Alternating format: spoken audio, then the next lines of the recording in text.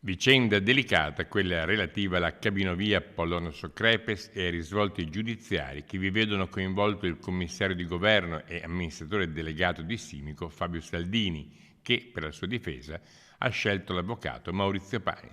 Il dottor Saldini è molto dispiaciuto perché ritiene di essere una persona onesta ed è a posto con la propria coscienza, e questo evidentemente lo amareggia, come amareggerebbe qualsiasi persona per bene nel momento in cui viene colpita da un avviso di garanzia, da un sequestro di carte, eccetera. Però guarda al futuro con assoluta serenità. Saldini, senza avere visto le carte dell'inchiesta e senza che nemmeno il suo legale le abbia viste a sua volta, ha chiesto di essere sentito dagli inquirenti. Si presenterà spontaneamente e lo farà senza aver prima controllato le carte, cioè anche senza aver verificato la consueta discovery che in genere precede la disponibilità degli inquisiti ad essere interrogati. Questo è un segnale che non ha nulla da nascondere e che è pronto a dire tutto quello che sa nella maniera più ampia possibile. Il completamento della Polonio-Socrepes comunque non dovrebbe essere minimamente interessato dalle verifiche in corso da parte della magistratura.